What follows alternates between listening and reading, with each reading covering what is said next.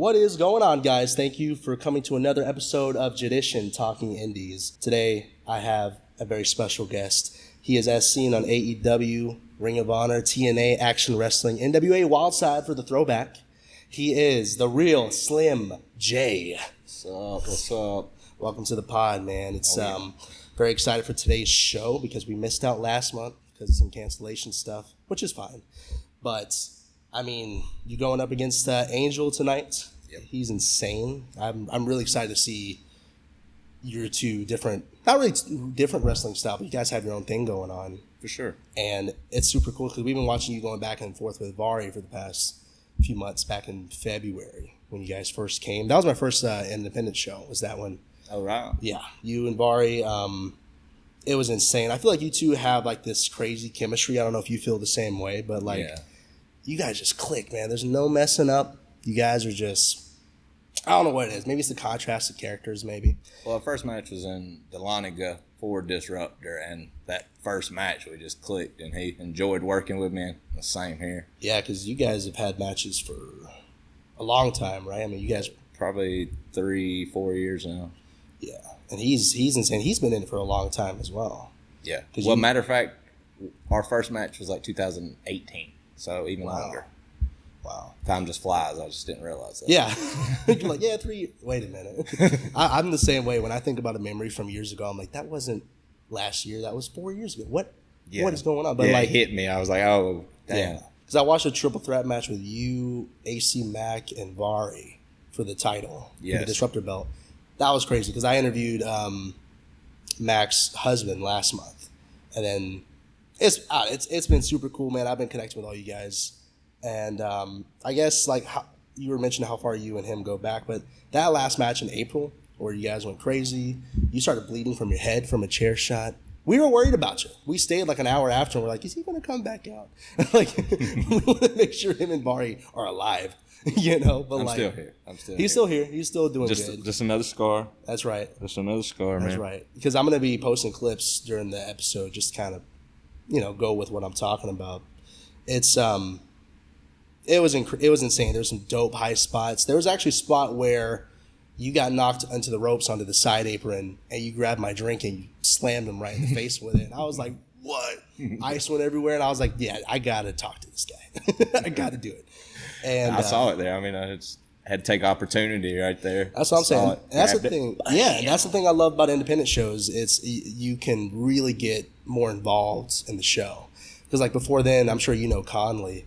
He, there was a part where, because, I'm losing weight. I'm doing my thing. I was eating a salad because I'm maxed out on calories. And he came over. He was like, it's going to take more than that, fat boy. And I was like, okay. All right. But now every time I go to the gym and I'm like, I don't really feel like going, all my buddies are like, are you going to let Conley win? All right. Okay. I see how it is. So I'm like, no. I can't do that. Use him as motivation. That's good. That's good. That's what I'm trying to do, man. And I remember at one of the shows, I believe we saw your daughter in the audience, but we didn't know it was her. Mm-hmm. We just saw her wearing your hat, and she would get sad when you were getting beat up, and then she'd get happy when you were doing good. We're like, oh, that's so cute, man. That's awesome. Yeah, that's been the best thing that I've ever had happen to me in this business. Just that one night you're talking about when we connected, and she saw me and I saw her, like that was amazing. Yeah. It's hard to describe. How did that conversation go after the match with her? Well, she was 3 at the time. Yeah. And of course she don't really understand it. She just understands that daddy's fighting. Yeah. I try to tell her every time that I'm fine, that I'm not hurt. Even when I was bleeding and she came back the last time. Oh God. Yeah. So this time she's gonna sit this show out just in case. Yeah. Just in case. Yeah, because you did the free fall spot. I mean, it was insane. The spot where you power bombed, or you did more of like a razor's edge type deal. Yeah. It was insane. It was awesome. And well, that was a kind of like a spring up out of nowhere match too, because that morning was when I was told that it was a Falls Count Anywhere match. So I was like, oh, okay. You and Vari were like, okay. Yeah, he didn't know until he got here. Oh, yeah. So like, did you guys do a lot of those spots just kind of on the fly? No, I mean, some of them were discussed, obviously. Yeah. But some of them were just on the fly, but you can tell. Oh yeah. Of course, the ones that were spots, we try to be safe. Yeah. Safe as possible. when you're taking a power bomb through crutches. As safe as you can. I mean, yeah. Because we were worried like some of the pieces would fly out into the crowd and hit someone. I'm like, hey, that's part of the independent show, right? It is. If I got hit, I'd be like, let's go. But some people might be. But a Karen may not be, yes. Yeah, I don't want to deal with that. And I mean, I guess one of the first questions I want to ask is pretty basic. Is kind of like, what got you interested in wanting to do? Did you have like a buddy who was doing independent wrestling? He said, hey man, got this NWA wild stuff going on, Like what kind of got you into it and the training aspect of it? Well, honestly, I didn't even know about independent wrestling. I was 15 and I was like a troubled kid. Like I got kicked out of high school numerous times. I got kicked out of middle school, went to alternative school. So I was just a troubled kid, but I played baseball. And I've always played sports. I played football for 3 years, basketball for 3 years. But my sister worked at a place called Elliott Wave International. She was their accountant. And AJ Styles, Alan Jones, was the water boy at the time. And he delivered water for these big pitchers that come, the hot and cold. Yeah. So he had those, and he was bragging about wrestling. And I just moved to Habersham from Gainesville to try to stay out of trouble. That's what my dad said. Yeah. And she told me about wrestling, and I was like, I've been wanting to do this forever. I just didn't know about independence. And then my dad's the opposite. I believe it's real. It's real. My dad's like, that's that fake wrestling. He's told me since I was a kid. Okay, so we get there, and he tells Alan, he says, tell my son this is fake. He told me it's fake. Yeah. Broke my heart. My dad asked me, said, what do you want to do? I said, well, we're here. I want to try it. So in Cornelia, Georgia, 2000, October, I don't remember the exact date. I started that night, and when I left, I learned how to take a back bump. I learned how to take a front flip. I learned how to take a hip toss and a body slam. And I took that from like 18 people there that night. And then when I left, I said, it's real. Yeah. It's real. It hurts so bad. Yeah. So that's how I got into it. I fell in love like instantly. My dad said I had to choose between baseball and wrestling. Obviously, I chose wrestling. That's awesome. Yeah, because like when I interviewed Rico, he went through a school in Atlanta, but back when we were training, it was kind of a whole different thing. Right? Yeah. Were there schools back then, or was it just that was really the only one in Georgia that I know of in 2000 that was even teaching wrestling. Maybe Mr. Hughes may have had a school in Atlanta, WWA 4, before AR Fox took over. Yeah. But that's it that I know about. There might have been some rinky-dink show that... Yeah. Brody said, come on, man. You can get in the ring. I'll show you real quick. Yeah. So it was a legit place, and I didn't even know it. Like, you had all kinds of stars there. And I just thought I was walking in some rinky-dink old building. Mm-hmm. That was the original school gym of Habersham. That's awesome. The little brick building in front of it was the school that had like 32 people or something. Yeah, the picture has like barefoot kids. That's how old the building is. So I would have never thought there was that much history. And even when I started wrestling, I had no idea besides the like legends like Dusty Rhodes coming through and Abdullah the Butcher. They had a contract with WCW. Oh, wow. Where their talent came through just to do matches. Like, yeah, they had the power plant, but Wildside was the place that they came, or NCW/Wildside was the place that they came to actually work. Even David Flair was there at some point. Wow. Bob Sapp. Yeah. The 3 Count. I mean, all kinds of people. Jamie Noble. Yeah. That's awesome, man. Young Dragons. Yeah, that's cool. I know you just mentioned AJ Styles. I actually got a picture you posted of you doing a stare down with him with his 2 kids. Yeah. What was going on there? Did you just see him in the crowd and you were like, man? I mean, because this was 2005, 6'4", maybe around that time. Well, he was there just hanging out, of course. Yeah. But he come back to kind of tell me the things I did wrong. And Okay. And I was just talking to them about different things right there, and they just caught me in an awkward pose. So this wasn't like mid-show.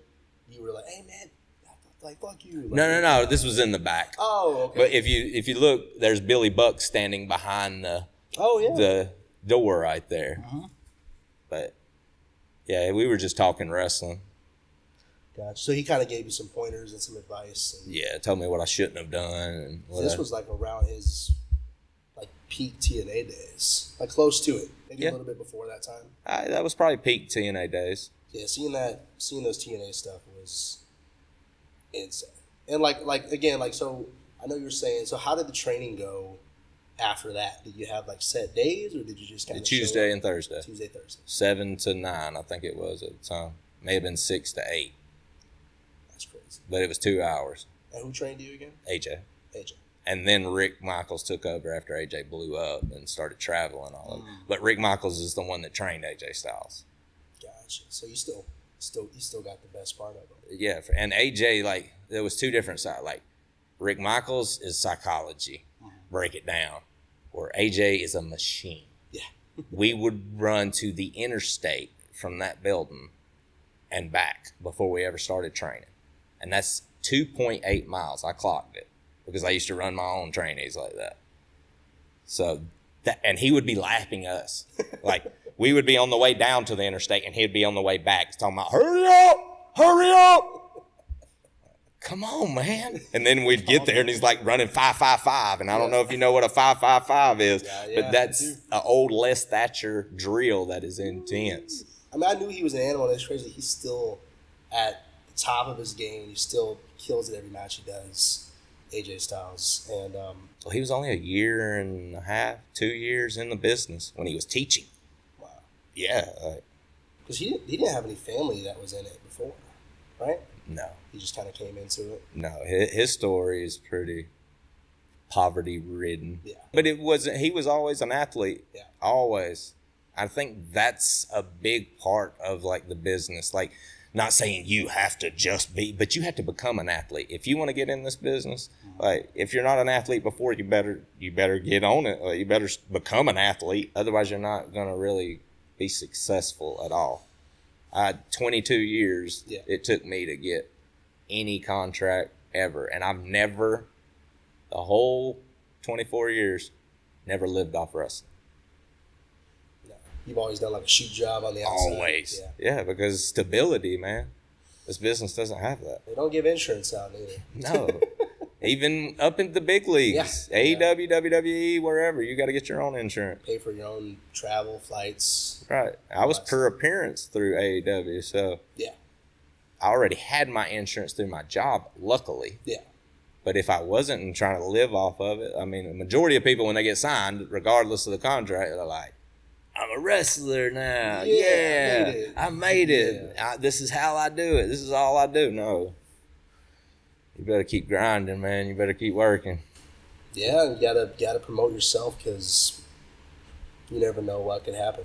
No, because this business isn't like a money-driven kind of thing. Like, it's few and far. It's kind of like NFL or anything to make it there. There are so many people that have not made it or even got the opportunity to make it for a shot in front of these same people. That I've got numerous opportunities, and I finally got the contracts.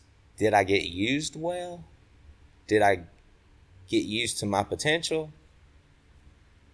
No. But that's the name of the game. Am I disappointed in that?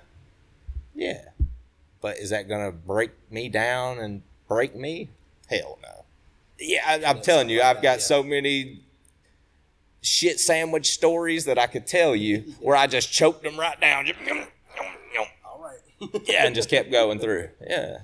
That are way darker than getting a phone call from Tony Schiavone telling me that they're letting me go. I remember seeing that happening online, and you got a lot of positive feedback. I did, and I was in my feelings when I did post that, but it wasn't anything negative that I said. No. I didn't shit on anybody. I didn't curse anybody's name, nothing like that. I was extremely grateful for my opportunity at AEW. Yeah. I just displayed what I think the fans never got from me is the truth about my character and everything that I do. I give 100% plus 10 more every single time that I'm out there. Yeah. My work's not it. It's the other. And I know that. I'm not oblivious. You know what I mean? I mean, we love your work, dude. I mean, you're insane in the ring, and we really like your character. It's just, in my opinion, that character has been done. When John Cena's made it to a point, put me and John Cena in the same sentence. Yeah. Who you gonna pick? I'm picking John Cena. Yeah. You know what I mean? Yeah, because you used to do like those kind of rap promos, and not sure if you still do them, but I saw a lot of old to a degree, yeah. Doing them. I think that gets over more with the fans. Yeah. Something you can connect with more than me just doing the Malibu's Most Wanted. Yeah. I know with your AEW, I mean, you were teaming with the Trustbusters. Yes. And, I mean, how was it working with Ari and Parker and Sonny and the VSK? Like, how was that? I know Ari, he's got some skin in the game, too. Yes. He's been doing it for a while. But, like, how was it teaming with those guys? First off, man, that I didn't realize how good I had it with that team. Yeah. Like, because every person in that team is an amazing worker, person, just down to earth, somebody you can talk to. So that was an amazing experience. Never met VSK. Vinny, great guy. I still talk to him every once in a while. But Parker, that's a brother for life. Like, me and him, like, just connected. And when you saw Parker, you saw me. When you saw me, you saw Parker nearby. Yeah. That's hard to miss. Of course, but I mean, that was our like relationship. We went out to eat together. We talked family. We talked bad times. We talked good times. We really got to know each other. Same way with Aria. Like, Aria, I still talk to him on a regular basis. We hung out a good bit, but it wasn't the Parker. But Aria is the one who would stick his neck out for me every single time. If you watch the Dynamite episode where we worked Orange Cassidy and the Best Friends, I got those opportunities because of Aria stepping up for me. I'm not the type to go, hey, I need to get my shit in, brother. I need to get my spot right here. I got to do this. I'm not that type. I want it to be fair, and if you're going to give me that, give it to me. Treat me like I would treat you. Let me see how you're going to treat me. Then if you're different to me, I'm going to treat you like you treat me. Yeah. So I always give people the benefit of the doubt. So he really would stick his neck out. Anytime Slim J, he'd be the man for that spot. Slim J, he'd always tell me that. Always sit there and talk to me. And Aria knows this business. His brother's been in it for years too, so he knows this business. Now, Sonny I've met years ago with another promotion, and Sonny is just a great human being as well. Just down to earth, loves everybody, treats everybody with the kindest of her heart, for real. I mean, and Sonny's a great person. I love her to death. Same way with Vinny, Parker, and Aria. There were never any hard feelings with any of us in that. We enjoyed the hell out of it and wished we would have got more. Because it was on a rise, and it just kind of just, Yeah, I got it. Because it was only around for about a year, if that. 22 to 23, I believe. Parker got took away, and then it was kind of the downfall. But then Aria started doing the varsity athletes. Yeah. And we knew then. We were like, it's breaking apart. But it was great. I saw a lot of y'all's matches. I actually saw a match with you and Matt Sydal. Yeah. That match was pretty cool. How was it working with him? I grew up with him as Evan Bourne in WWE. I've known him since 2002. Really? 2001, something like that. Yeah, we've always been around each other, but never got to work each other until that night. And that was another one of those just instantly. Yeah, you guys were clicking, man. Yeah, right. I mean, those arm drags were insane. But he was the same time. Like, that early 2000 was a movement, man. independent wrestling and wrestling in general, and I just didn't know I was part of it. Yeah. With the AJ Styles, the Jason Crosses, the Jody Fleises, the Backseat Boys. I mean, the Briscoe brothers. There were so many Amazing Red SATs. There were so many, and I can just keep going on and on about people. And if I miss people, I'm sorry, but it's okay. B-boy, I don't mean nothing. I still remember you, but there's so many. The Paul Londons. Yeah. There was so much of that time. We were all working so hard to try to establish anything. So it was when somebody got done with a match, they're like, top that. And then the next person's like, top that. Yeah. All right, top that. Yeah. So that's awesome. It was cool working with him. Because it was Anarchy first, wasn't it? Or was it Wildside? No, originally it was NCW. Okay. National Championship Wrestling, and that's when the Hardys were there. As Will-O-the-Wisp was Jeff, and Surge was Matt Hardy. But then it converted over to NWA Wildside when Bill came in with the NWA name, because he was on the committee, I think it was, that you could use the NWA name. So he brought that and television, and then it became Anarchy after Bill, and then a small stint of Why We Wrestle, and then back to Anarchy. I went through every owner in that building. Yeah. What building? I know it was in Cornelia, but what was the actual building name about that? I mean, we called it the NCW Arena at first, and then it was just the Wildside. Yeah. But it got stamped as the Landmark Arena. I want to say in the 2017, 2018. Around that time, it got labeled as the Landmark Arena, and that's what it left as. Yeah, because you had your first TV match there, right? In Wildside. Yep. I mean, I was wanting to ask kind of how it was with Kid Cool, and I was wondering. It was me and Mike Pittman versus Kid Cool and Sauronara. How did you feel about kind of being on TV, or was that even a factor in your brain? Where you just like, well, we were all like trying to get to TV. We all started with Friday night, so it was a Friday night. Every single Friday night, Bill ran a show when I was there. And I think NCW did before, but that was before my time. Bill was already kind of stepping in when I came in. But TV was the place to get to. Oh, yeah. And then I had a dark match that nobody saw, of course, on TV against a guy named Samir from Texas. So did NWA, did they do dark matches as well as the televised stuff? He did. He always did like a dark match before the show.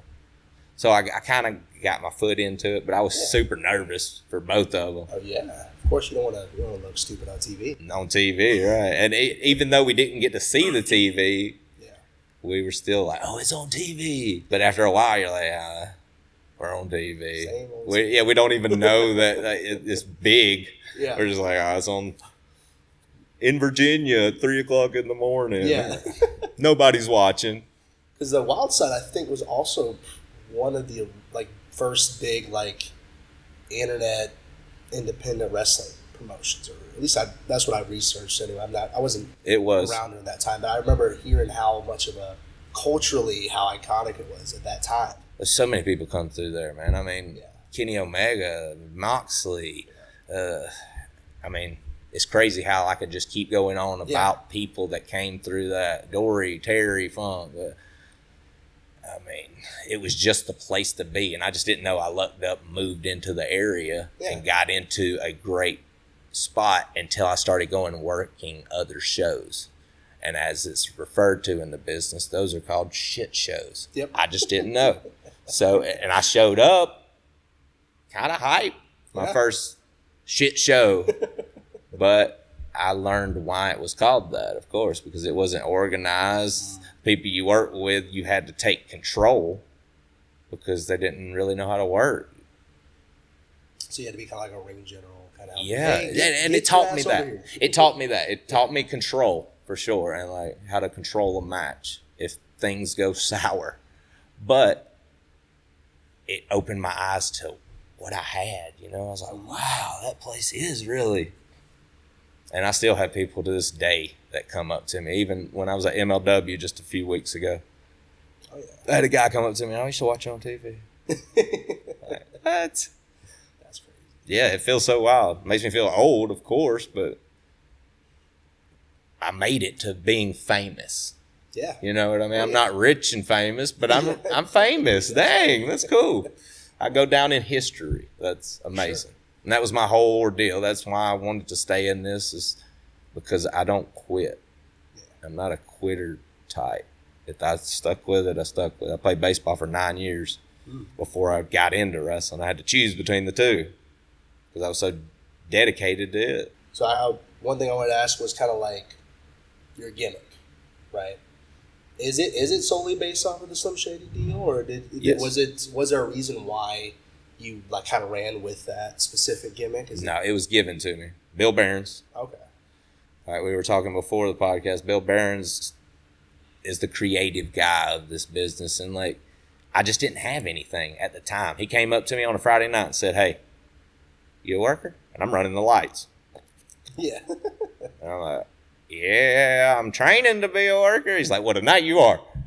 Yeah. "What's your name?" I'm like, "Jeremy Boyd." It's like, "I don't like it." And everybody at that time, I'll tell the story. When I was 15 and first got into wrestling, I wrecked a car under the influence of alcohol, where a girl stole her mom's car to come see me.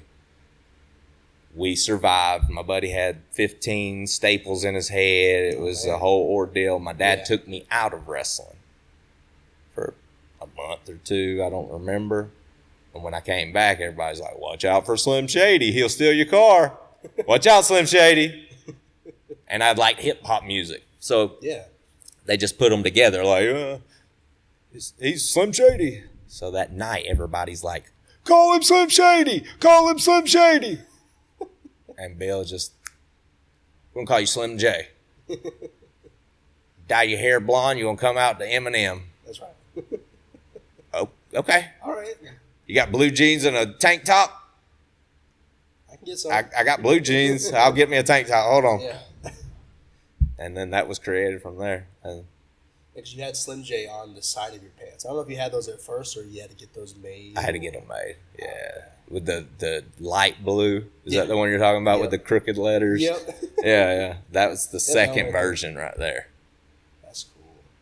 The first was blue jeans, and then a light blue, and then a dark blue.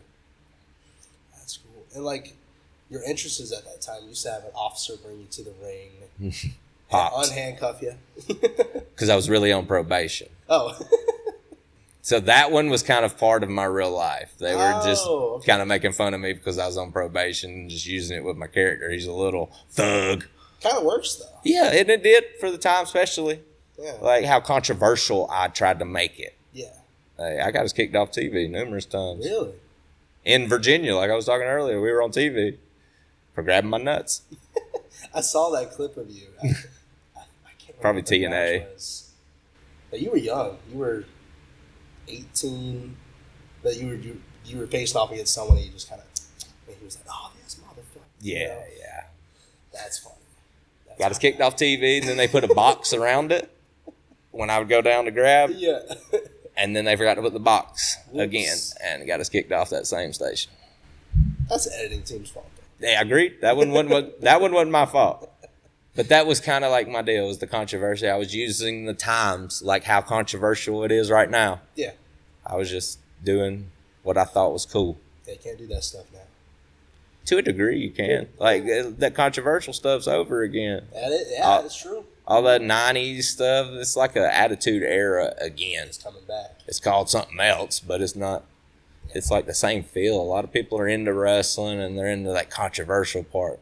They've gotten more into storylines. I'm happy about that. Like the new Wyatt family deal. Like that's really cool. Wyatt 6 and the Bloodline storyline that's going pretty crazy. Yeah, it's awesome. The storylines are better now. Like they're driven. Where before it was just they'd throw these wild characters at you. Yeah, and you're like, what the heck? What the hell? Okay, The Undertaker. All right, I learned it. That's cool. But at first you're just thrown off by it because you never saw it before. But it's already all been done. We're just hitting that circle again. 20, 30 years from now, they're going to look back at these times as the good old days. That's what they'll say, yeah. That's everybody says about their prime, early days.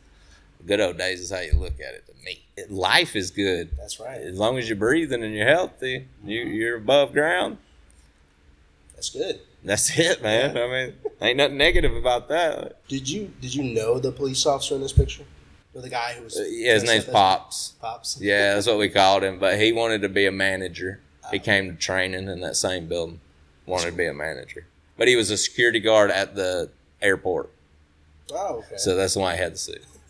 But he I hate to down him, but he was dumb as a box of rocks. Like, he could not undo a regular pair of handcuffs. So I had to carry around the cheap ones. The cheap party kind that has a little switch on it. That's hilarious. So that was Pops though, for sure. Did you do that entrance to anybody else or just him? With the handcuffs? I've had it with numerous people after that when I brought the Slim J character back after I did the Gladiator for a while. Yeah. I was gonna ask about that. I saw it was a pretty cool entrance, man. The shield, the helmet, the whole shtick going. I love that character, honestly. So cool, because he was more like a serious, like a Terminator. Yes. I'm a gladiator, yes.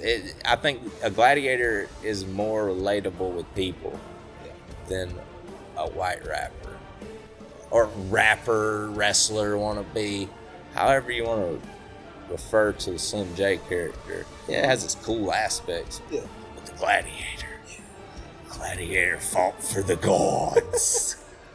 He was sent down. It's a whole cool story that I try to put into. Yeah. Like, I had this whole 6-point star and everything meant something with the word strike, like an acronym. Whoa. So I always try to have some meaning. Even with the Slim J stuff, I had some meaning behind it. You just had to dive into it. Yeah. I think you should bring the Gladiator back. I mean, hey, he's saying it. I'm just saying. I liked it. Hey, I liked it. Yeah, maybe you could do like a Slim J fighting with his gladiator demons, man. Or something crazy. I lost my mind or something, yeah. And I'd run to the back and grab his shield and just like, I have done it at Dragon Con. Go berserk mode or something. I defended my belt, and then right afterwards we had a battle royal. Mm-hmm. I entered as the gladiator. That's pretty cool. And if I would have won, it would have been Slim J versus the gladiator. That was the stipulation. And then I came down to the last two. That's awesome. That's so cool. I loved watching the gladiator thing. I mean, Slim J is such a cool character, but like that, I was not expecting to see that when I was looking up your videos. Okay, Slim J versus. I saw Gladiator Jeremiah. What is this? I clicked it. I watched the whole match. It was awesome. How long did you do that gimmick for? Probably 3 years. 3 years. Okay. 2-3 years. And like, I'd like to see some promos of you as a gladiator. I'm sure there's something out there where I can find it, but I couldn't find it as I was looking for it. But there's a couple, but yeah, I didn't do many. That's what I wanted to dive more into, the presentation point of it. Yeah, I wanted a point where like I'm getting fed grapes, where I'm being carried around by people and stuff. Oh, there's so much you could do with the gladiator. Oh man! But he's saying it. You might see it. You just comment. Tell me if you like to go look it up, Gladiator Jeremiah, I'm putting clips on the screen so y'all can see what we're talking about. It's pretty cool. It's different, is what I like about it. It's different, and I think like he was saying, you could do like the royal entrance, you being brought down with like people dressed in all gold. Yeah, carrying me with my seat and my drink. Oh my god, dude! And you put like a red strap on any belt you got to like make it look more Roman. Oh my god. See, dude. He's already thinking so much with it. Dude, as soon as I get an idea, it goes in so many different directions. We can do this, we can do that. Hey, and the Gladiator's so big of a character. I really enjoyed that, and that's closer to me, honestly. Yeah. Like, I love hip hop, but I never planned to make hip hop music. But I did for Slim J. I lived the character and bought the stuff and made some really crappy music, in my opinion, and then made some decent beats. Yeah. And that's where I found the love that I actually did have for hip hop music, was beats and lyrics. Like, there's so many lyrical people out there, and then like rap started from such a simple time. Like it was so simple, and then 2 turntables and a microphone turned into what we have now. It's amazing. So I do love hip hop. Nothing against Slim J character, but I'm a nerd when it really comes down to it. I love Skyrim. That's where the character came from. See that? Look at that. Yeah, I saw it earlier. I love Skyrim too, man. So that's where it really comes down to, and I've had every achievement in that game, the original Skyrim. I got close. Did you? I had like 700 hours played, and I couldn't get them all. I got like 96% or something like that on the 360. There's a third of my life is probably Skyrim. I have probably 3,200 hours or something like that. Yeah, I really connected with that game and just got immersed by it. And that's what I saw in it, is a character. And like I even created Jeremiah on the game, of course. Coming out in Daedric armor. Right. Some actual Dragonbone armor, maybe? Dragonbone. The Daedric looks the coolest. It does look the coolest. Even though Dragon's the highest, I think Daedric should be it. I do too. It looks the best. It does look the best. It looks like you're about to whoop somebody's ass. Yeah, for sure. The dragon just looks like you killed a few things. And just stuck it together. Yeah. Here I am. Whereas Daedric looked like you absorbed a soul of like a Daedric demon. And it's, just the curves of it and everything. And it looks wicked, and it's not all even on all the sides. It's kind of wonky looking. Yeah. But in like a super cool way. The Ebony Bell. Mm-hmm. That one where you poison people and stuff with that outfit. That one's really cool. Yeah, I can go deep into Skyrim. I mean, I remember before I had a buddy of mine. I went to a private school at one point, and I was like a big Call of Duty guy, just all first person shooters. And I had a buddy of mine. He was playing it. Hey man, you should try Skyrim out. I was like, I don't want to play that pussy ass nerd stuff, man. I want to hit quad feeds. All right. Yeah. I want to watch optic and phase, man. Let me out of that. And eventually, I finally tried it because he showed me a clip of him turning into a werewolf, and I was like, "Oh, that's pretty cool." So I downloaded it, I played it, and it completely changed me on like video games in general. Because I mean, I grew up with Halo. Halo was awesome. Then I went to Call of Duty, and I fell in love with that. It was kind of toxic, and I kind of liked that at the time. And then Skyrim, I was like, I can do my own thing. I don't got to worry about some random assholes sniping and I can choose different routes I want to go. Yeah.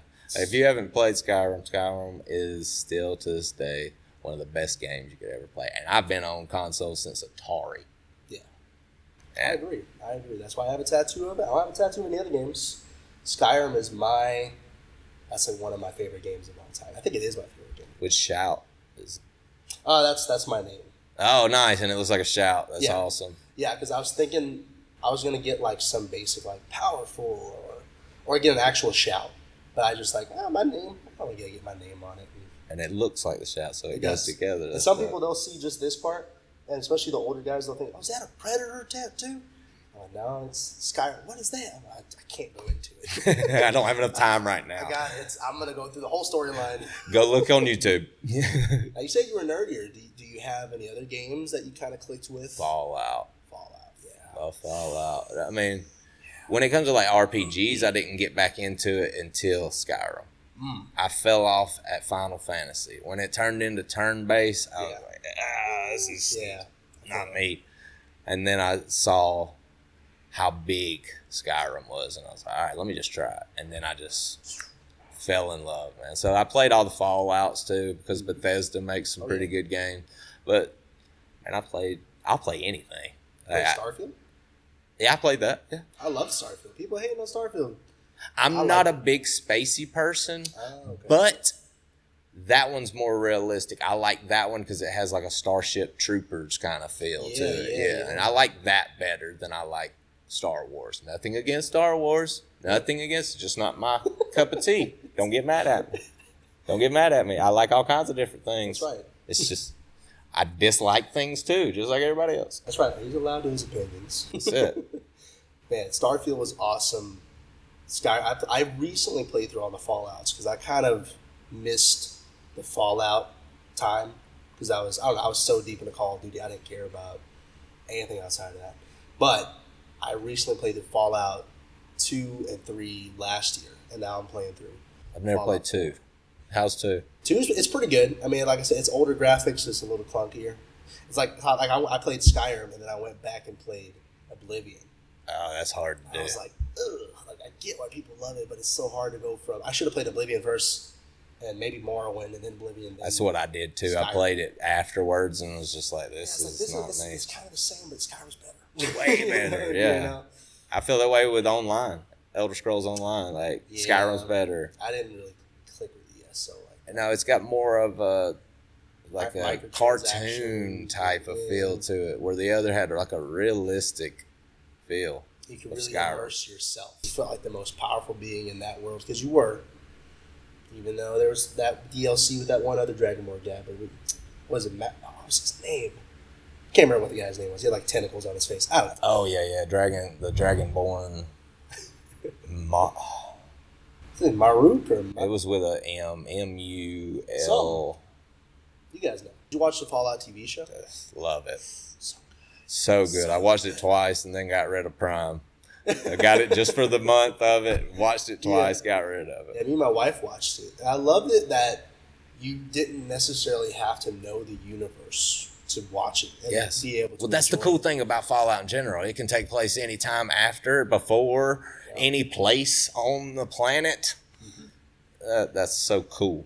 Yeah, I've been thinking about getting a Fallout tattoo. Fallout, that's sick. Because I love Fallout. That show was so good. I have a wallet collection. Yeah? Let's see that. What? But I turned... boy on it? Yeah, I'm going to turn... I have like 5 of them. I'm going to turn it into like a picture. I'm going to take them when they're all like beat up real bad. Yeah. And then I'm going to put like a map behind it and then a couple of little Fallout things to go with it. Man, you got to show me your wallet collection. Because I love that stuff. I'm like a Funko Pop guy, and I collect some wrestling belts and that kind of stuff. Do you have a favorite Eminem song? Role Model. Role Model's good. I used it on my second choice of entrance. The first one was, "Will the real Slim Shady please stand up?" Mm-hmm. That's what I came out to. And then it was, all right, I want to choose my own Eminem song. If I'm going to come out to this, let me have one that I enjoy. So I kind of chose the most controversial one. Yeah. Role Model's really good, and he's metaphorically a beast in that one. Like, I tie my penis to a rope and jump from a tree. Don't you want to grow up to be just like me? And he's got little ad-libs of kids like, yeah. Yeah, I mean, there's so much to that song. Hit the trees harder than Sonny Bono. Yeah. Oh, no. We should have used Kim or something like that when he came out. You know, something. What's wild about that? My wife's name? Kim. Yeah. That's so funny. Because you know what's crazy? He's coming back. You know, he's got the Houdini that just came out. Yeah, that's dope. Already. People are getting offended by that song. And why? Because it's the same feel of him when he first started. Why would you get the... Yeah. You told him to go back to it, and then now you're telling him you don't want that. Don't want it. But now people are going back listening to his old songs. And they're like, oh, okay, Houdini's not that bad. All right, good. I like the one he did with Method Man and Snoop Dogg on that album, too. It's really good. It was so good. It's like a freestyle, but it's good. It's very good. I like Eminem. Yeah. Don't get me wrong, but I'm a different style. I like more 3-6 Mafia. Yeah. Like that was my stuff. Yeah. Do you have like a specific like rapper or rap group besides, I guess, 3-6 Mafia that you clicked more with?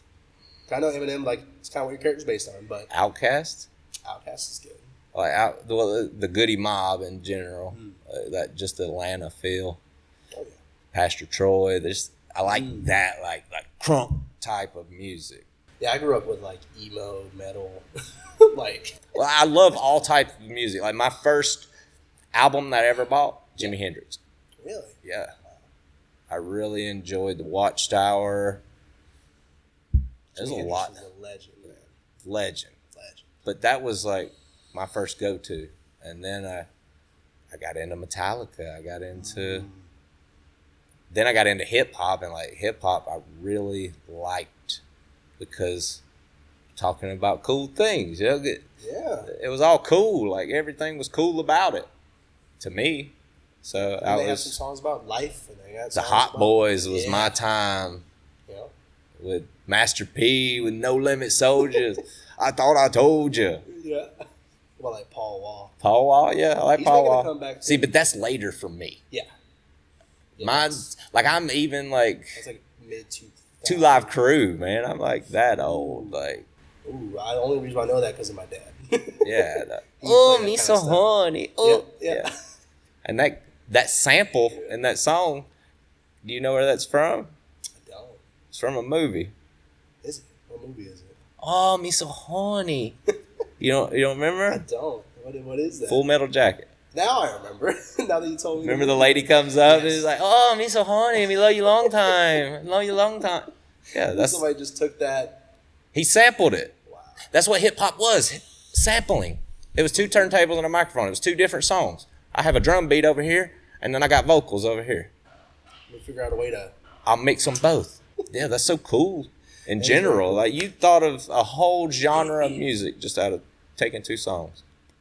Yeah, there's a lot of original stuff. I'm not saying there's a lot of people that play their own instruments on the keyboard, play actual instruments, but that's where it started, and I really enjoyed that about it.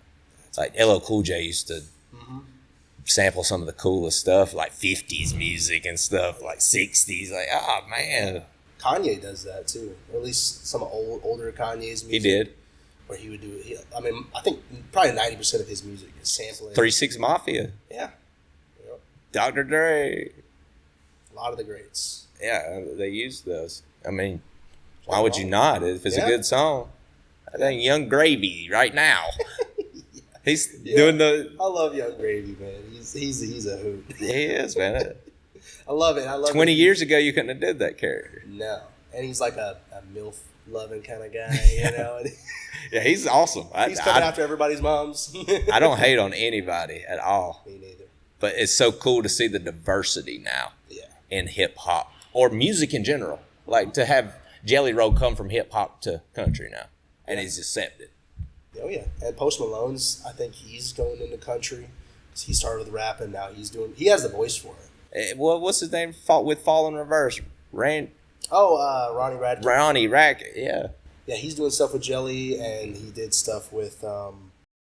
He has like a rap. He has rock. He has screamo. He has country music. Yeah. I mean, that is cool. That's accepted because you couldn't do that years ago. Yeah, now you stick to your one type. Mm-hmm. Yeah, I think him, Gravy, and a few others that we're gonna remember them down the road. It's like, man, those guys were so innovative and cool, and they're doing their own thing, and everybody loves it. Which, like you were saying, was not accepted. Like, is somebody doing that 10, 15 years ago? I'm just glad I'm alive to see that kind of diversity. I love that. Oh yeah, because we're all the same. Oh yeah, we're all the same. We all got blood and skin. We're all humans, man. Just trying to survive, man. That's right. Another thing I want to talk about was all the moves you created, man. You created a lot of moves. I mean, I think I saw your hip toss neck breaker. That one's controversial with the internet now. They're saying some people are saying they did it before me. Yeah. But I thought I created that one first. That was my first ever move. That's why I posted it like I did. Yeah. But I have so many that I even forgot. Is the Spliffy Twister or the Spiffy Twister?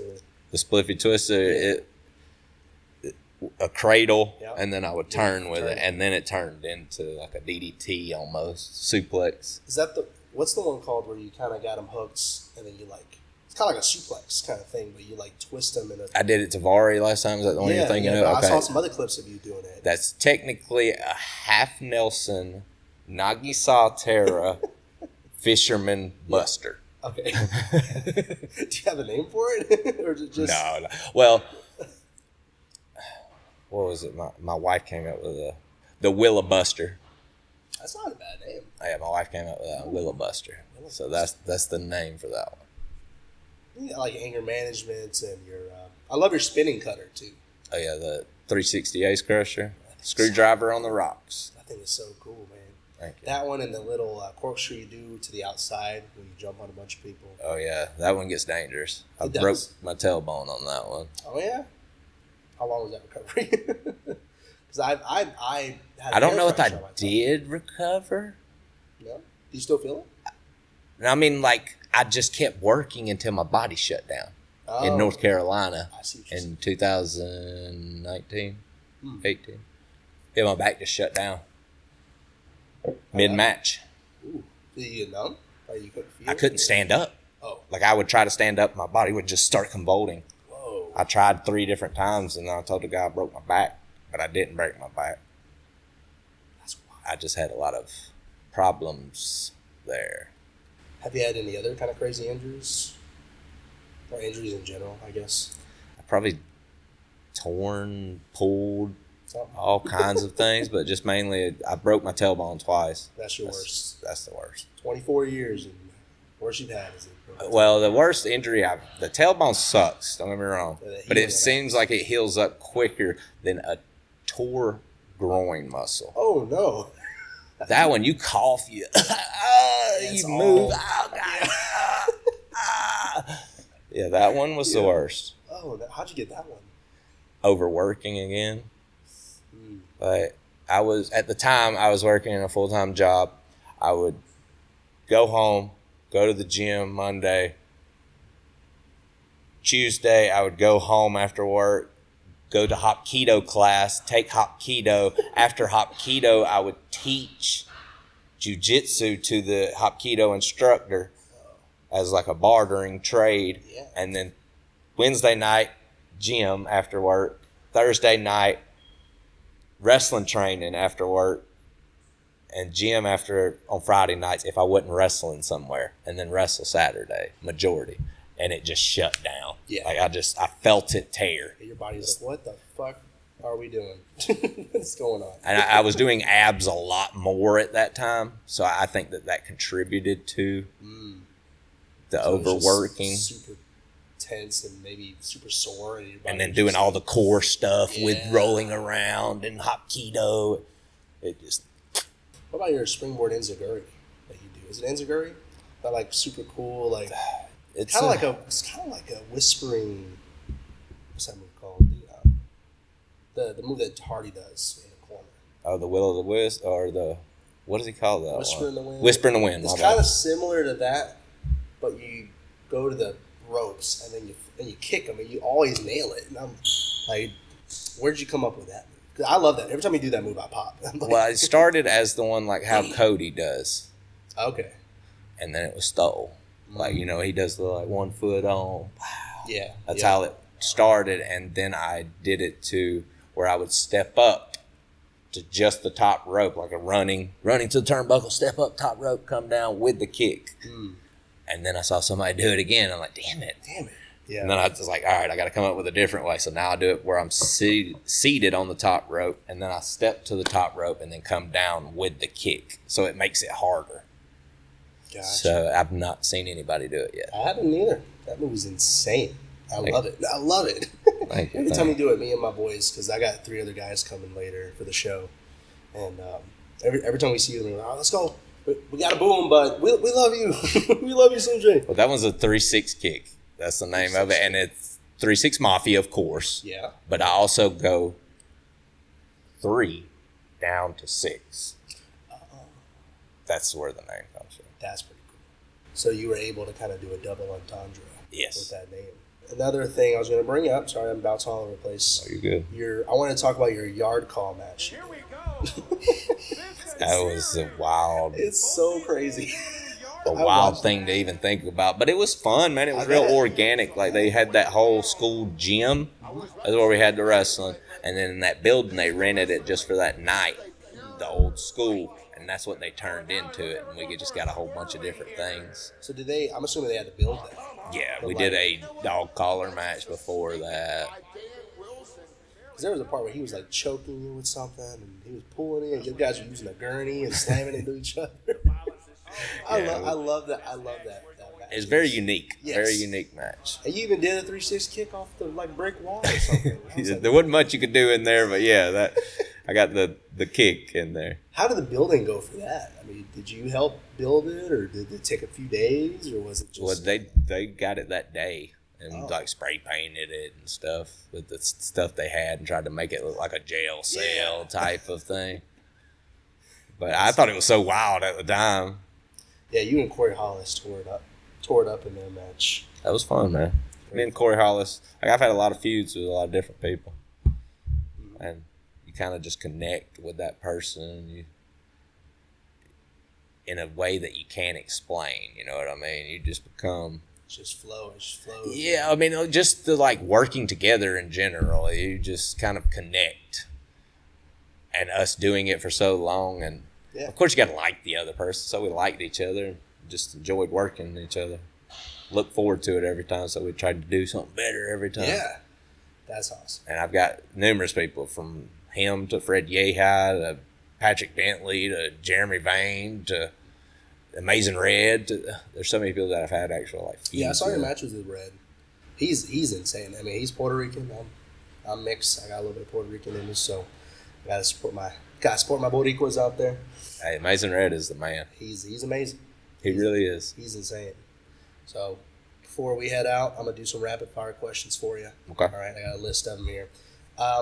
Scariest moment in the ring. What I told you with the back. That's the only time my back's ever shut down. Like I thought it was on the day my mom passed away on October 12th, 1998. Oh, it was on October 12th. What? My mom was 34. I was 34. Whoa. I thought I was dying. I was like, I'm dying. That's some next level stuff. Yeah, that was immediately what came to my head. So that was the most scariest time I ever had. And it's because like it's not really a moment. Like that entire match, you were probably freaking out. Like, what is going on? Well, I couldn't go anywhere after that. Like, we had to stop the match. They had to get a damn gurney there, ambulance, and have me wheeled out. They wouldn't let me stand up. How long were you in that state? Well, it was right before COVID. So I got a long break after that, but I could walk later that day. Oh, okay. It was just like I got a really, really bad stinger. And then I went to my doctor. Long story short, I have bulging discs. That was what was causing it. It just cut off my function. So I've done yoga. I've done chiropractors. Yeah. Good, man. Good, baby. I'm gonna put some highlights from tonight's match after. It's gonna be insane. Embarrassing moment in the ring. You have a flop or a super bad botch or something that you were just like, what? Because honestly, wrestling is kind of like you got to learn how to be the butt of the joke, you know, in some certain circumstances. But like, I mean, I've had numerous botches, but probably the one that stands out the most would be with Jeremy Vane. I tried to do a frog splash to the ramp, and I didn't make it. Oh no. And I'm like swimming through the air, like, oh no! I just hit headbutt and like my arms, and it like scorpions me. So that was really embarrassing, but it got me opportunity. So I can't really say that one would be the worst. It would probably be Ring of Honor, how they treated me years ago. It's just an embarrassment of how I got treated, because I just didn't get respect, and I was doing jobs to people, and then I tried to get certain things in. I remember right after the match, on one of the last times before, I think it was St. Clair who owned it at the time, before Tony Khan bought it. Yeah. I just rolled right out of the ring after the match, got my shit, punched the wall one time, and left. So it was embarrassing in general, just as a person to get. I'm not going to say the legend's name, but to have a legend shit on you in your own town when you've been building for years upon years and years, and then just say, you're just a local guy, right? Yeah, I'm local, but I'm not just... You give this man a suplex? You? You're telling me a gladiator does high flying? Yeah. Why the hell would he not? Yeah, man. Let me suplex your fat ass right now. That's what I was thinking in my head. Like, you don't tell me, and you going... Yeah. I am in shape. You are a shape. Yeah. You're not working hard. So it was very offensive. I bet. And the people that really know me know who I'm talking about. But if you don't, write me, I'll tell you. That's unfortunate, man. I mean, I can't say I've dealt with that on a similar level because I'm not in the business. But I mean, I've had people in my work field who I looked up to at some point, and I finally got to not at their level, but I was close, you know. And they were like, "I don't even know your name, man," you know. And I was like, "You will. Don't worry about it." That's how I felt too. At first, it stung because I was young, but I was like, you know what? Don't worry about it. You know my name. And now he does because he's fucking fired. I don't know where the hell he's at now. So suck it. That's right. I'm making more money than he is. Boom, shakalaka. Suck it. You have any crazy fan experiences? Oh, man. Yeah, numerous. But the craziest one, and my wife is the one who like pointed it out. I'm all like giddy. I get a mail. I get a mail. Dumbass. I get a letter in the mail. And it has pictures of me in it. And it's from a fan. And it says, "Hey, will you autograph these and send them back to me?" And I'm like, I got a letter from a fan. Wants my autograph. Says he's from Germany. Wow, this is so cool. A guy in Germany knows me. And then my wife's like, "How'd he get your address?" Yeah. Didn't even think about that. Then it got scary, and I was like, whoa. So I looked up his address, and I'm like, all right, this guy's for real from Russia. Like, it's right there. Or Germany. I was like, it's right there. Okay. And then I asked a private investigator that's in this business, how do you get my information? He said, you got a water bill, right? You got a power bill? Mm-hmm. That's how. So, don't be that creepy. Like, come on, man. Like, I was happy that you sent it to me, and I love you as a fan. Thanks for the support. But that was creepy. Don't do that. Don't do that. Don't be that guy. Don't be that guy. Don't be that guy. Don't be the creepy ones. Be just nice. We're all people. We're all people. Nobody's better. I put my pants, shorts, shoes on just like you. Jump right into them. Yeah. No, I mean, but seriously, we're all humans. We're just trying to make it. So treat everybody like you want to be treated. Don't be crazy. Did you send them autographs? I did. I appreciate your support. Just don't be creepy to everybody. Did you ever hear back from them? No, but I also saw another wrestler that I know do the same thing, and he posted it up online. Was like, look, I got a... And it was the same guy. It's the same guy. I said, is this his address? I wrote him, and he said, damn. I said, how'd he get your address? I didn't think about that. That's a pretty crazy one. Yeah. What about a favorite fan experience? Because like I mentioned in the beginning, he grabbed my drink of water I was drinking, and he took a sip. He was like, I need some water. Give me some water. And he slammed it right. I'm going to put a clip of that because I was recording when that happened. And and it was amazing for me because I'm like, oh my God, he took my cup and he slammed it in his face. This is so cool. And my buddies were laughing because we all got soaked in water. But do you have like a favorite fan experience? Maybe it was like a super wholesome, like, you know, with a kid. One show stands out above all of them to me. I got to work a muscular dystrophy show. Okay. And it was at a muscular dystrophy camp in middle Georgia.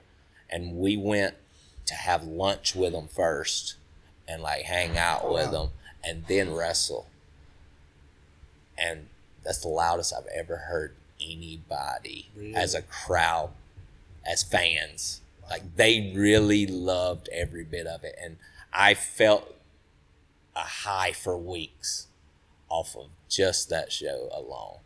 That's incredible. Like, that was the best show I've ever done. We've done, like, family shows, and I've had numerous fan stuff. Like, people have given me stuff. People have been super nice. But that experience was the best wholesome thing I've ever had in my life with this business. Wow. It was so cool. That's awesome. I'd love to do that show again if they ever run. Independent wrestling Mount Rushmore for you. Not, you know. TNA. Well, I mean, they wouldn't independent, though. Well, they were just starting.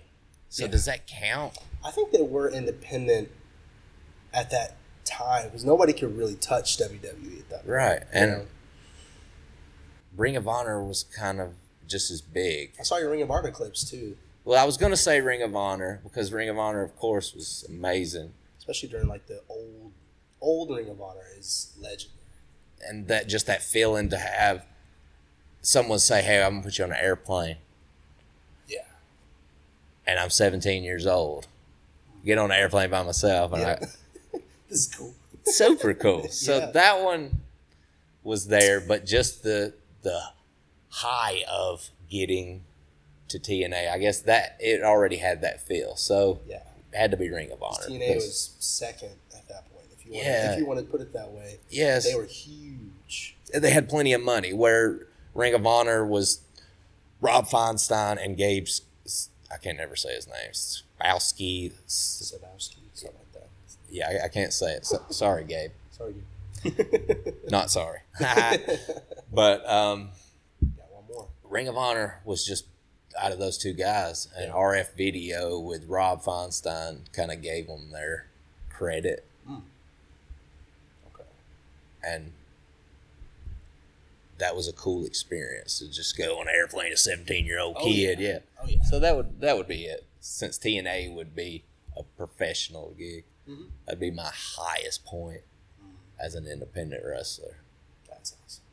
But Dragon Con's right under it. I ain't forget Con's about awesome. you, AJ. I went to Dragon. I don't remember seeing a wrestling show at Dragon Con. It starts on Thursday now. It used to be on Friday, but everybody got mad because they were missing the wrestling because they were going to costume contests and all kinds of different things. Thursday's a little slower. It's actually what starts it off. Wrestling starts off Dragon Con. Hell yeah, dude. Are y'all gonna be there this year? Yeah, every year. I'm gonna be there. I'm gonna be there. Hell yeah. Hell yeah, dude. I'm excited about that. It'll be my first time going. Well, not my first time. I can get you access to all the guys in the back if you want to. I'm down. There'll be a bunch of people there. I'm gonna be there. I'm gonna bring my camera with me. We can do some fun stuff. Cool. This was cool. Let's say you were to start a faction. How would you plan it, and who would you want to recruit into it, alive or dead? I would pick Parker. Would be my first. That'd be the powerhouse. Yeah. And if I would pick after that, it'd be Azrael. Okay. Yeah. You going with 4 people with this faction? Yeah. Okay. I'm trying to think of like independent people. I don't want to pick people. And then B-Boy. That's an underdog one. I like that arrangement because in AEW we were the misfits with the Trust Busters.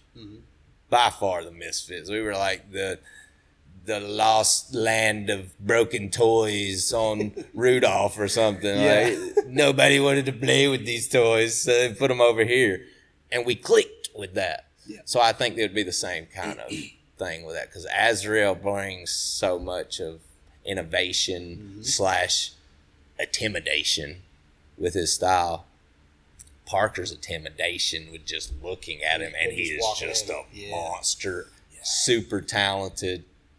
And then B-Boy, he's the OG, and he would be like the brains of it, I guess. Yeah. He would be like the brains, kind of the architect. Keep it all going, keep us all family as one. That's right. So when something happens, B-Boy's like, "Hey, wait, calm down." Yes, guys. Exactly. Cool. Would you have like a specific type of style of faction, or would you just kind of use all the different kind of styles together? I think that just that Misfits feel. Because not many people are doing a Misfits. They're just sticking with one genre. Nah, let's mix it all. Let's mix these things. That's awesome. Last but not least, before we got some special stuff at the end, we're going to do some stuff with some hot sauce, and we're going to end up chopping each other. So stick tuned for that one. Last one, kind of random. Smallest crowd and biggest crowd you worked for. Okay, smallest crowd? Yeah. 2 people. Really? 2 people. What's the story behind that? Toccoa, Georgia is just a place called WrestlePlex. Oh, okay. They ran on Sundays in this terrible, like, roll-up warehouse type of deal. So. Was it fun? Yeah, I mean, I learned. I mean, we had everybody from Wildside. It was just right up the road. It was Rick Michaels' show. Gotcha. So it was kind of like a spin-off of it. But it was the smallest crowd I ever worked in front of. Gotcha. And then the largest would be probably AEW. Mm-hmm. I mean, 13,000, 14,000. And I've been in front of probably like 80. Wow. But that was WWE Extra. Druid kind of thing, me in an outfit holding. All right, you ready to do this hot sauce? Let's do it, man. All right, I'll do it first. All okay, right. I'm scared. It's 15 Carolina Reapers and 1 hot sauce. Yes. He surprised me with this, by the way. I didn't know we were doing this, but I'm down. That was my surprise. But that's right. We're gonna try it, and then we'll do the chops. All right. It has pineapple, basil, so it does have some type of flavor. Grease rate, brother. This is gonna suck.